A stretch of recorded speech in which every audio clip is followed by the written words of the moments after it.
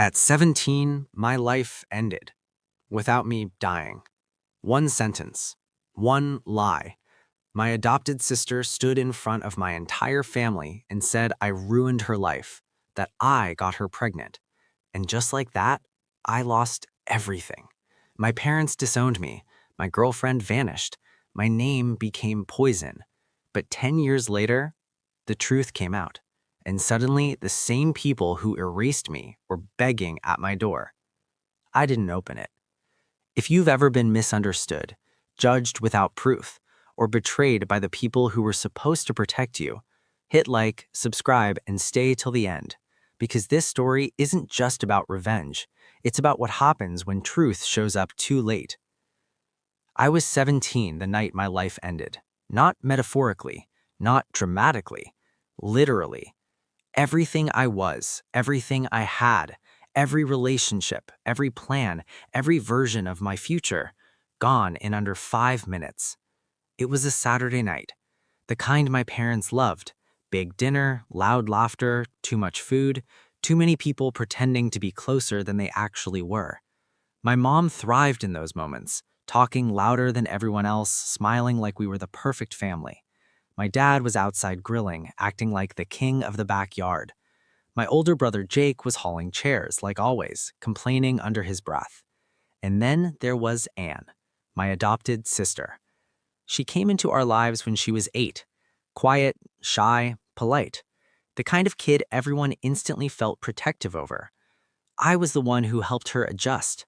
I taught her how to ride a bike, helped her with homework, defended her when kids made comments about her being adopted. I never once thought of her as anything other than my little sister. That's what made what happened next so much worse. Something was off that night. I noticed it before anyone else. Anne barely touched her food. Her hands kept shaking.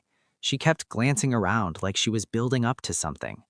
I figured maybe she was sick, or nervous about school, or just having one of those teenage mood swings. I didn't push it. I wish I had. After dinner, everyone gathered in the living room. The usual chaos, TV humming in the background, glasses clinking, people talking over each other. And then, Anne stood up. Out of nowhere. Her chair scraped loudly against the floor. The room slowly quieted. She was shaking, not subtly, like her whole body was trembling under her skin. "I need to tell you something," she said. Her voice cracked. My mom immediately shifted into concern mode. "What is it, honey?" I remember leaning back in my chair, half listening, not even slightly prepared for what was about to happen. She looked straight at me and said, "Jackson forced me." For a second, nothing happened. No sound. It didn't even register. My brain rejected it, like it was a sentence in a language I didn't understand. I actually thought she misspoke. Maybe she meant something else. Maybe this was a misunderstanding. Maybe I'm pregnant, she added. That's when everything exploded. My dad moved first. I didn't even see it coming. One second I was sitting there, the next, his fist slammed into my face so hard my vision went white. I hit the floor. My ears rang.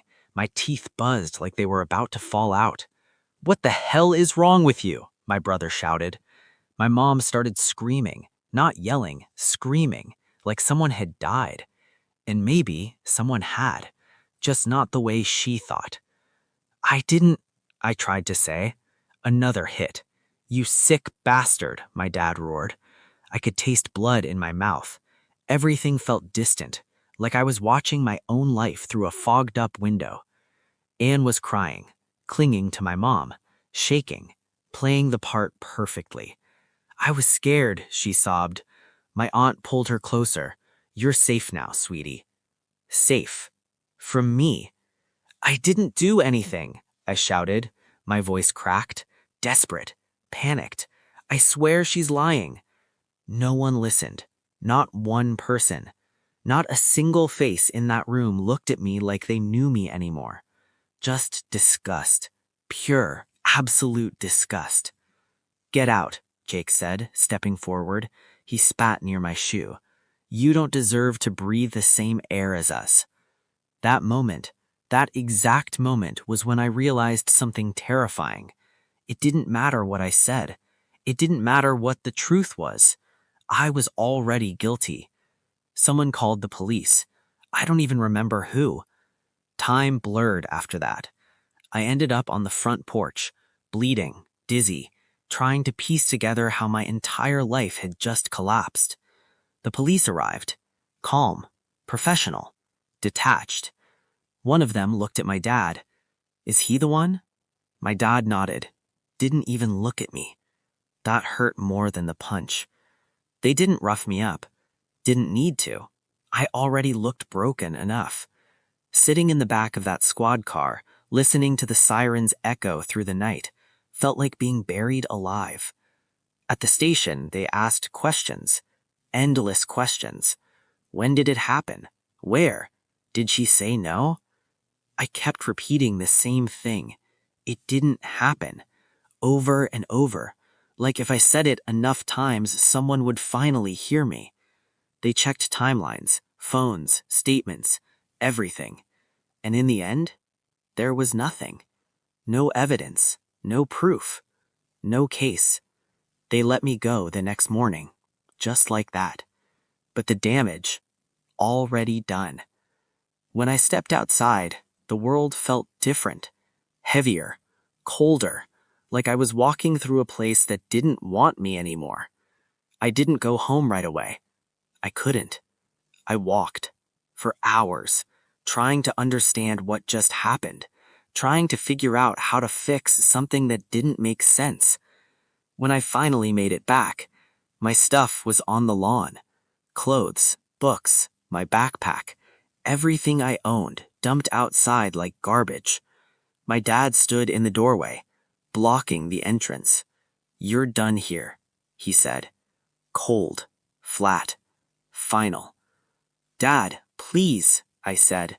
"You know me." "I would never." "Don't call me that." That sentence cut deeper than anything else. "You're not my son anymore." I looked past him. My mom stood inside, holding Anne, like she was protecting her.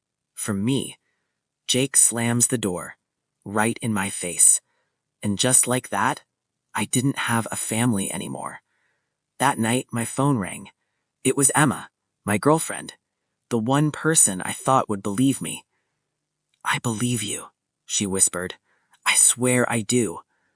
Hope flickered inside me, for a second, a small, fragile piece of it. "But my parents," she continued, "they won't let me see you. They think it's true. If I talk to you again, they'll call the cops." "Emma, please." "I'm sorry," she sobbed. "I can't lose them." The line went dead. And just like that, I lost her too. I sat in my car that night, behind a gas station, rain hitting the windshield in uneven patterns, watching my reflection blur with every drop. In less than 12 hours, I went from a normal kid to a criminal in everyone's eyes. No home, no family, no future. And that's when it hit me hard. Final, unavoidable. No one was coming to save me. Not my parents, not my friends, not the truth. No one. And that realization, that cold, heavy truth, sat in my chest like a stone. Because in that moment, I understood something I'd spend the next 10 years proving right. They didn't just kick me out. They erased me. I drove through the night with no destination, no plan, just a full tank of fear and $200 to my name. But what I didn't know yet was that losing everything was only the beginning. I drove until the road stopped meaning anything. Streetlights blurred into streaks. Gas stations all looked the same. Every town felt temporary, like I wasn't supposed to stay, like the world itself was rejecting me. I didn't have a plan, just motion, because stopping meant thinking, and thinking meant remembering. I remember the moment the gaslight turned on, That soft orange glow on the dashboard, it felt symbolic. Like even the car was telling me, you're running out. I pulled into a random town. Didn't even read the name at first. Just a row of half-dead stores, flickering signs, empty parking lots. Eventually, I noticed the sign near the road. Maplewood. Never heard of it. Didn't matter. It was as good a place as any to fall apart. The first few days, I don't even like remembering them, but they never really leave you. I slept in my car, curled awkwardly in the back seat, waking up every hour because your body never fully relaxes, because some part of you stays alert, waiting for danger, for someone to knock on the window, for life to somehow get worse. Hunger was the worst part. Not the kind where you're just a little uncomfortable. I mean real hunger. The kind that makes your stomach twist into itself. The kind that makes your hands shake, your thoughts slow down, your dignity fade. I lived off vending machine chips, cheap ones, the kind that tastes like cardboard and salt. I'd sit there in the driver's seat, eating slowly, trying to trick my body into thinking it was enough. It never was. By day 3, I smelled. By day 4, I stopped caring. That's when I saw it. A piece of paper taped to a diner window. Help wanted. It sounds simple, but that sign felt like a lifeline thrown to someone already underwater. I stood outside that diner for almost 10 minutes, just staring at it, building courage, because rejection now would have broken me completely. Finally, I walked in. The bell above the door rang. That sharp little ding felt louder than it should have, like it announced me to the entire world. The place smelled like grease and coffee, old booths, faded flooring, the kind of place that's been there forever and probably will be long after you're gone. There was a man behind the counter, broad shoulders, gray beard, face lined with years and silence. He looked at me once, up and down, taking everything in. The dirt, the bruises, the desperation I couldn't hide. "Can I help you?" he asked. His voice was rough, like gravel dragged across concrete. "I saw the sign," I said. "I can wash dishes, clean, anything." He didn't answer right away, just kept looking at me, like he was trying to decide something important. "You ever worked in a kitchen?" "No." "You look hungry." "I'm fine." It was the worst lie I'd ever told, and he knew it. He sighed, then jerked his head towards the back. "Sinks in there. You start now." That was it. No paperwork, no questions, no judgment. Just a chance. The kitchen was chaos. Hot, loud, relentless. Dishes piled endlessly. Grease stuck to everything. Water scalding your hands until they went numb. But I didn't care, because for the first time in days, I wasn't invisible. I worked until my arms felt like they'd fall off, scrubbing, rinsing, repeating, over and over. When my shift ended, the Andy handed me a plate, a half-eaten burger, cold fries, leftovers from someone else's meal. I didn't hesitate, didn't think, didn't care. I devoured it, right there, standing, like it was the best meal I'd ever had. "Name's Andy," he said. I nodded, too busy eating to speak. When I finished, I wiped my hands on my shirt. "Thanks," I muttered. "I'll find somewhere to sleep." He stared at me for a second, then said, "There's a room upstairs." I blinked. "Ain't pretty," he added, "but it's got a bed and a lock." That moment, that exact moment, changed everything. Because kindness hits different when you haven't felt it in a long time. The room was small, cramped, wallpaper peeling, a single flickering bulb, a mattress that definitely seen better decades. But it was safe, and that was enough. I collapsed onto the bed and slept for 14 hours straight. No dreams, no thoughts, just darkness. When I woke, for the first time since everything happened, I didn't feel like I was dying. I felt still broken, still lost, but alive. And that was a start. Days turned into weeks. I fell into a routine. Wake up, work, eat, sleep, repeat.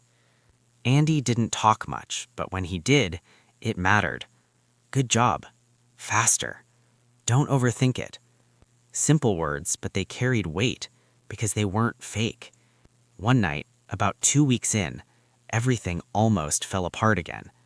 I came downstairs after closing. Andy was sitting at the counter, reading a newspaper. He looked up. "Kid, what's your story?" My stomach dropped. "What do you mean?" He folded the paper. "Had a trucker in here today. Said you saw your face in another town. Some family situation." My hands started shaking. "That's not what it looks like," I said quickly. "It's a lie. My sister, she made it up. I swear I didn't." He raised a hand. "Relax." I stopped. "I don't care what they say." That sentence hit me harder than anything else. "You don't?" I asked. He leaned back. "Everybody's got a past. You're here. You're working. That's what matters." I didn't know what to say, didn't know how to process it, because this man, a complete stranger, was showing me more trust than my own family ever did. "Keep your head down. Do your job. Rebuild." Rebuild. That word stuck with me. That night, I sat in my room, staring at the crocked wall, thinking. For the first time, I wasn't thinking about what I lost. I was thinking about what I could build. But healing isn't linear, because a few weeks later, I made a mistake. I called home. I don't know why. Maybe I needed closure. Maybe I was still that 17-year-old kid hoping my mom would finally listen. She picked up on the third ring. "Mom, it's me." Silence. Then, "Don't call here again." Her voice was cold, shaking, but final. "Your father doesn't even want your name spoken in this house." Click. And just like that, any hope I had left died. That was the last time I ever reached out. After that, something inside me changed. Not all at once, not dramatically, just quietly.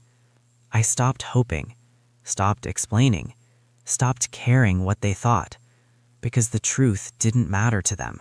So why should it matter to me? I worked harder, longer, relentlessly. Andy started teaching me things, real things. How to fix a pipe, how to patch a vent, how to read a thermostat. "Learn to fix things," he'd say. "It's the only way to survive."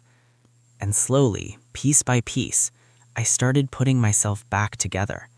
Not as who I was before, but as someone new, someone stronger, someone who didn't need anyone to believe him, because one day he'd make the truth impossible to ignore.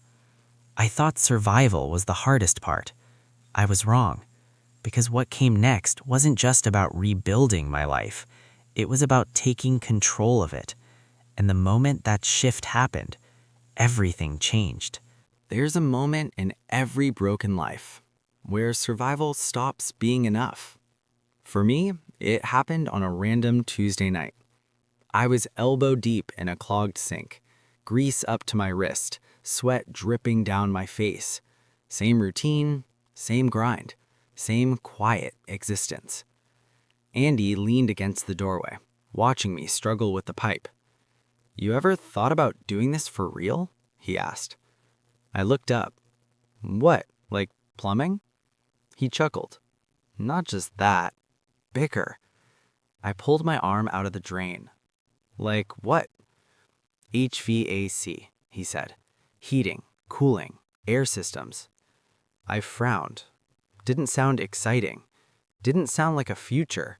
But then he added, "People don't think about air until they can't breathe."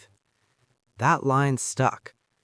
"Learn that," he continued. "You'll never go hungry again." And something about the way he said it made me listen. Because hunger? I understood that. A week later, he handed me a flyer. Community college, night classes. You work, you study, you build something, he said. I'll help where I can. I stared at that paper for a long time. Nobody had ever invested in me like that before. Not even my own family. Especially not my own family. So I signed up. And that's when the real grind began. My days became brutal.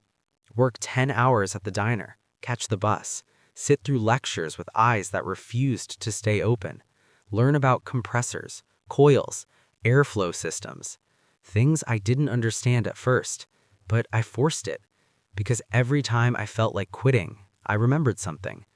The look on my dad's face, the disgust, the certainty, and I made a promise to myself. I will never be that powerless again. Slowly, it started to click. The systems, the logic, the way everything connected. And the first time I fixed a unit on my own, when cold air blasted out of a vent that had been dead for months, I felt something. Not pride, not happiness, control. Like I could take something broken and make it work again. And maybe, just maybe, that meant I could do the same with myself. Years passed like that. Work, study, sleep, repeat. No distractions, no relationships, no past. Just forward. Always forward. I got my GED, finished the HVAC program, started doing small repair jobs on the side. Andy was there for all of it. When I got my certificate, he hung it up in the diner hallway, like it was his own kid's achievement. Not bad for a runaway, he said. I smirked, even though that word still stung. With his help, I bought my first truck. Used, beat up, but mine. Bought tools, started working full-time for a local HVAC company. That's when something unexpected happened. A moment that changed everything. A coworker named Derek got accused of stealing. Client said money was missing from the kitchen counter. The boss was ready to fire him on the spot. I saw the look on Derek's face. Panic, shock, desperation. It hit me instantly. That was me 10 years ago. I didn't take it, Derek kept saying. No one believed him. Of course they didn't. Why would they? That's when I stepped in. Check the vent, I said. Everyone looked at me like I was crazy, but I climbed up anyway, pulled off the cover, reached inside. And there it was, the envelope, half sucked into the return duct. The room went silent. The client turned red, apologized. Derek almost cried. And me? I just stood there, holding proof. Proof that sometimes the truth is there. People just don't look for it. That night, Andy called me. Good job, he said. You didn't just fix air, you fixed a situation. That line stuck with me, because that's when it clicked. I didn't just want to survive anymore. I wanted control. I wanted power. Not over people, over my own story, over my own name. Because for years, that name had been buried, and I was the only one who could dig it out. That's when I made the decision. I went home that night, opened my laptop, and searched my past. Anne, my family, my old life. And there they were, smiling, laughing, celebrating like I never existed. Pictures of birthdays, holidays, her daughter. My mom holding that kid like nothing ever happened. My dad smiling. My brother laughing. And Anne? Radiant, happy, untouched by what she did. My chest tightened. My hands started shaking. Because for years I imagined them suffering. But they weren't. They replaced me like I was nothing. That night, I didn't cry. I didn't break. I did something worse. I let go. Completely. I deleted everything. Old accounts, photos, contacts, anything connected to the name Jackson Smith. And the next morning, I filed for a legal name change. Jackson Winter. A new name, a new identity, a new life. When the ID came in, I stared at it for a long time. The face was mine, but the person? Different, harder, sharper, unbreakable. That was the moment I stopped being a victim and started becoming something else. Something they couldn't control, something they couldn't destroy. Years passed. I built my business from nothing. One truck turned into 2, then 3. Employees, clients, reputation. Not the kind given to you, the kind you earn. Winter heating and air. It wasn't flashy, but it was mine. And most importantly, it was built on truth, not lies. I thought that was the end of my story. I really did, because I had everything I needed. Stability, respect, peace. But life has a way of reopening wounds right when you think they've healed. It started with a phone call, a voice I hadn't heard in 10 years. Jackson, Emma. And the moment she said my name, the past came crashing back. Because she said something I never thought I'd hear. You were right. The truth had finally come out, but not the way I expected. Not clean, not simple. And what came next wasn't just closure, it was a reckoning. You were right. Those 3 words should have felt like victory, closure, justice. Instead, they felt hollow. I didn't say anything at first. I just sat there in my van, hand gripping the steering wheel tighter than it needed to. Emma's voice was softer than I remembered, older, careful. Anne confessed, she said quietly, to everything. My chest tightened. What do you mean, everything? I asked. There was a pause, like she didn't know how to say it. She lied, Jackson. She wasn't pregnant by you. She wasn't forced. My heart started pounding. She got pregnant by someone else, Emma continued. An older guy. She panicked. And she said your name. Just like that. 10 years. Destroyed. Because she panicked. I laughed, but there was no humor in it, just disbelief. And now? I asked. She went to the police, Emma said. She admitted it was false. They reopened everything. I leaned back in my seat, staring at the ceiling of the van. And my family? I asked. They didn't know, she said. They're devastated. That word, devastated, it echoed in my head. Because for 10 years, I knew exactly what devastation felt like, and no one came to check on me. No one asked questions. No one cared. I exhaled slowly. Okay, I said. Okay, she repeated. Yeah, I said. Then slowly placed the casserole on the counter. At least eat, she whispered. Throw it out on your way, I said. And just like that, she left. No yelling, no drama, just silence. 2 days later, my dad showed up. I saw him leaning against his truck like nothing had happened. Hey, son, he said. I didn't respond. You've done good, he continued. Business looks great. Get to the point, I said. He shifted uncomfortably. Your mother's not doing well, he said. She cries every day. I stared at him. For 10 years, I cried alone. Where were they? I thought maybe we could fix this, he said. I stepped closer. No, I said. Just one word, but it carried 10 years of weight. You made your choice, I continued. Now I've made mine. He looked like he wanted to argue, to say something, but he didn't, because deep down he knew there was nothing left to fix. Weeks later, the legal case closed, officially, publicly. My name was cleared, not whispered, not debated, proven. The truth stood where the lie once did.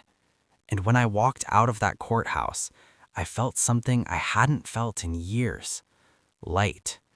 Not happy, not relieved, just free.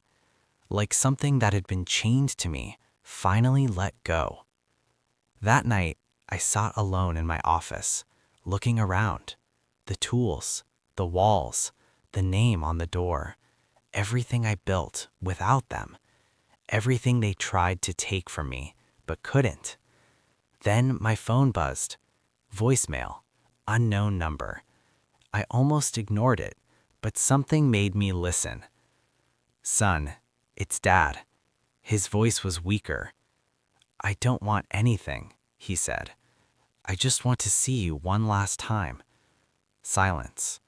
Then, "Please." The message ended. I stared at the phone for a long time. Then I deleted it. Not out of anger, not out of revenge, just nothing. Because the truth is, they already had their chance, and they chose to throw me away. I wasn't going to pick them back up. I leaned back in my chair, closed my eyes, and for the first time in years, I felt complete. Not because they suffered, but because I didn't need them to. They erased me once, but I rewrote myself. And this time, the story ends on my terms. Steady, quiet, and finally, free. Sometimes revenge isn't loud. It's not dramatic. It's not about making someone else hurt the way you did. Sometimes it's silence. Sometimes it's walking away. And sometimes it's building a life so strong that the people who broke you no longer matter. Because the real victory is becoming someone they can never destroy again. If this story hit you, if you've ever been judged without proof or forced to rebuild from nothing, drop a comment. I read every single one. And if you want more stories like this, stories about truth, betrayal, and real-life revenge, hit subscribe, because sometimes the quietest endings are the most powerful ones.